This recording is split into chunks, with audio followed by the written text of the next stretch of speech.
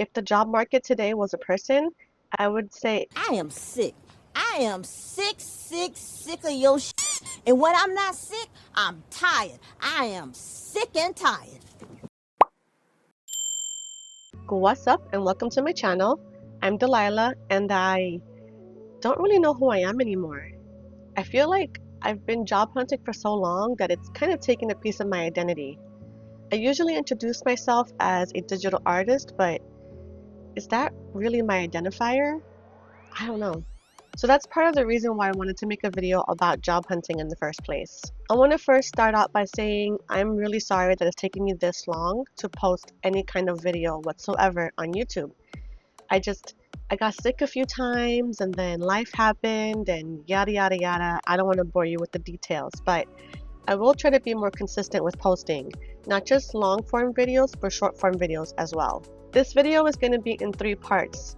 The first part being my experience with job hunting so far, the second one being a series of topics on the subject, and then the third one is going to be just some thoughts that I have on this whole thing and even some tips that I have that may help you if you're job hunting too.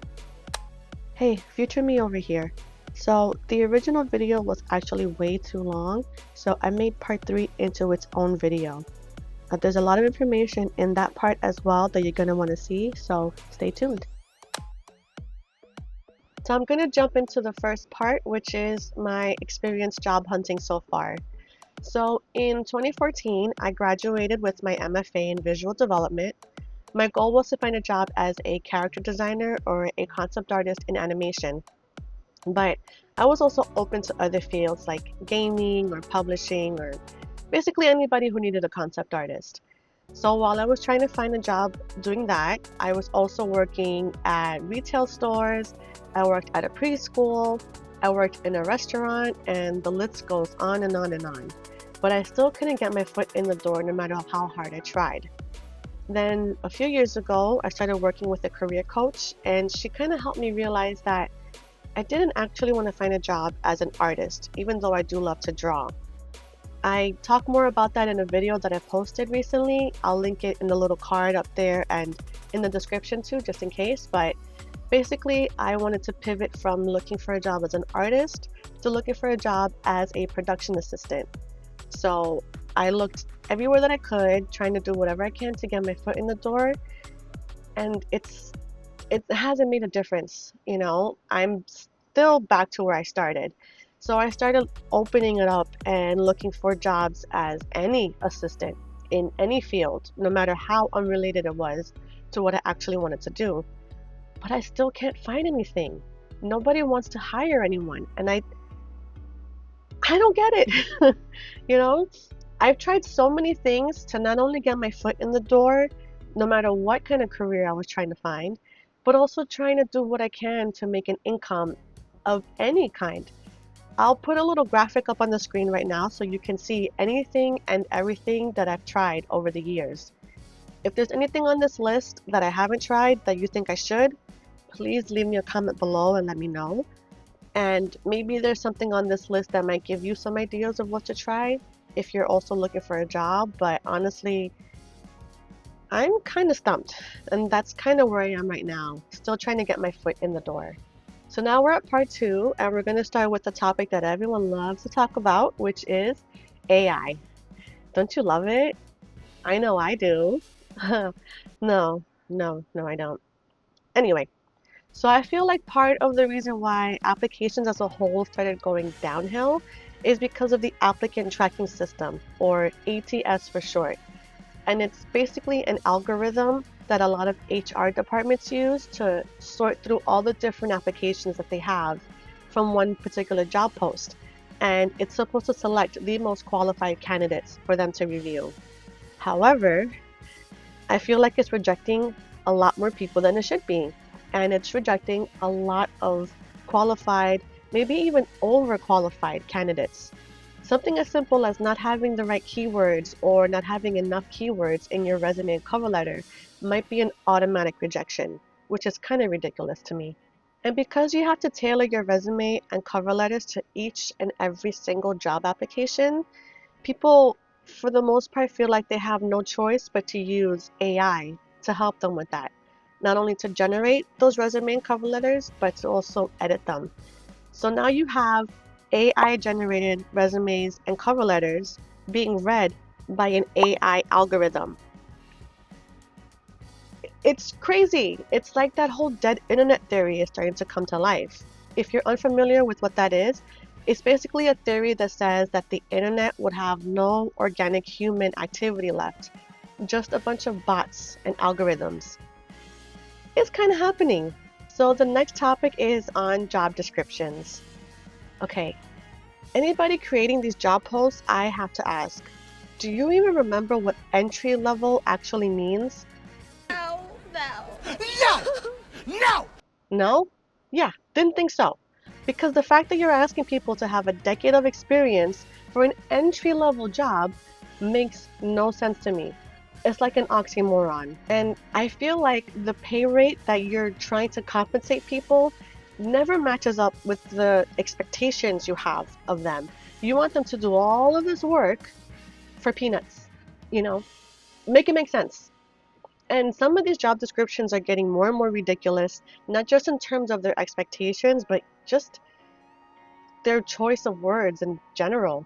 Hey, Rockstar! Are you looking for a fast-paced, collaborative work environment? The ideal candidate is a real self-starter who we could take who's a real hard worker. We're like a family here. We hope you're not just here for the money. But if you are, we offer generous compensation starting at $51,000.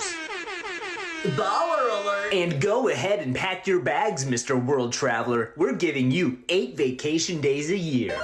If you don't have 37 years of experience and a master's degree in booty sniffing, don't even think about applying. Qualified candidates only. And yes, a cover letter is required. Think you got what it takes to work at Doo-Doo Dynamics? I remember I texted my friends this job description snippet a couple of years ago, and I wish I had the whole job post to show you, but I still have that snippet just to show you how ridiculous it can be. So I'm going to put it on the screen right now, and you can read along with me if you like. You must be willing to not be boring and be as creative as possible. The sky's the limit, and we encourage you to express your opinions and belief. Boring and lame is not allowed. What? And if that isn't bad enough, now even internships are asking for experience. Yeah, it's getting worse. I had experience like that myself. I applied to an internship and was really excited to be able to learn because it was a production internship. And I got rejected because I didn't have enough experience for an internship. Yeah. Ghost jobs are another wonderful topic to talk about. So if you're unfamiliar with what that is, it's basically fake job postings that a company would make that they would post online with no intention of hiring anybody. Now, I made a fun little list for you to look at as to why a company might do this in the first place, but it's awful, and it's disheartening to see all these job posts, but they're not real. I saw this article on Forbes that talks more about that and even gives you a couple of statistics on it. I'll link it in the description for you to read, but let's just say the more you read the article, the more disappointed you'll be, especially as a job hunter. So, interviews. Those are fun, right? No, those are gotten worse too. It used to be that you would get maybe 1 to 3 rounds of interviews at the most, but now we have people getting as many as 8 rounds of interviews. I mean, what didn't you learn the first 7 times so you had to interview somebody an 8th time? I don't understand it. And then there's also group interviews, where basically you're sitting there with 6 other people and everyone is taking turns answering the questions. Sometimes you even have to do tests or presentations or projects for these interviews, which is absolutely ridiculous. And they're unpaid too. There have been companies who made candidates do that, and then they stole their project and used it themselves without giving them any kind of credit, which is really messed up. And on top of that, the worst part are the AI interviews. Because yes, ladies and gentlemen, that is now a thing. Hello? Hi, thank you so much for joining the interview today. I am so excited to talk to you and get to know more about you. For our first question, let's circle back. Tell me about a time when. Let's circle back. Tell me about a time when. Let's circle back. Tell me about a time when. I think the internet's Let's circle breaking back. up or Tell me something. about a time when. Let's circle back. Tell me about a time when. Let's circle back. Tell me Just about a time repeating, when. I don't- Let's circle back. Tell me about a I time. don't even know what to do. Let's. Tell me about a time when. Let's circle back. Tell me about a time when. Let's. Our interview. Thank you so much for answering the questions. I got a lot of great information about I didn't get to you answer a in this question. interview, and it was really nice to meet you. We will be sending you a follow-up email here shortly about the interview and the next steps. It just, what? Are people afraid to talk to people now? I don't understand. One-way interviews are also a thing. You're basically being recorded, so you're watching yourself, answering questions on a screen with a limited amount of time. And the problem with those two is that, first of all, it's a little unsettling to watch yourself answer these questions, but then you don't know if there's somebody on the other side of that camera watching you, kind of like it's a two-way mirror. So it's a little creepy. With all these multiple rounds of interviews, with group interviews, with AI interviews, and however long it takes for you to go through this entire process, it makes you feel like you're dating. You're dating that company. They're not trying to hire you, they're trying to date you. Except there's no dinner, there's nothing else. All there is basically disappointment at the end. So maybe it is kind of like dating. Speaking of dating, who here loves to be ghosted, huh? I know you do. Don't deny it. I'm kidding. Nobody likes to get ghosted, especially by a company you put so much effort into applying to. So there are multiple ways that people get ghosted. The first and most common one being when you apply to a job and you never hear from them again. And in my opinion, that's really unprofessional. At least send a generic rejection email so that you're not wasting your time thinking that you may potentially get interviewed or accepted in some way, shape, or form. There are people who have experienced employers running late or not even showing up to the interviews that they're there for. And sometimes, even when you go through multiple rounds of interviews, the candidates may never hear from the company again, which is kind of ridiculous. And there are even people who have gotten a job offer. They got that congratulations email and they email back excited to move on and to get to the next step, only to never hear from them again after getting hired. I don't understand. Why is this a thing now? And scams are now on the rise.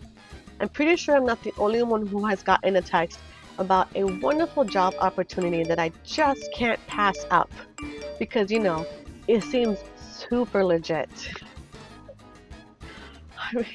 I don't even know what to say anymore. I even had fun with it once. I responded to one of these scammers just to see what happens, and let's just say the conversation took a turn that I did not think was going to happen. I'm going to make a YouTube short just to show you how ridiculous the conversation went. And when I make the short, I'll post it in the description so you can see it for yourself. There are scams even on trusted websites like LinkedIn now. I almost fell for one myself. I would go into the details, but it's a bit of a long story, so if you want me to talk about that, I can create a YouTube short talking about my experience too on how I almost got scammed by LinkedIn. I can't remember what video it was, but somebody said this phrase and I thought it made a lot of sense. And it was basically the longer somebody spends looking for a job, the more desperate they become and the more likely they are to fall for a scam. So I'm telling you now, please do not let your desperation cloud your judgment. Question everything, no matter what. It's gotten so bad that companies now have to post a warning on their own websites. They're basically saying, if you get an email from this email, then it's legit. Otherwise, it's not from us, so don't fall for it. That's bad. The fact that the companies have to do this now, I mean, things are really bad right now.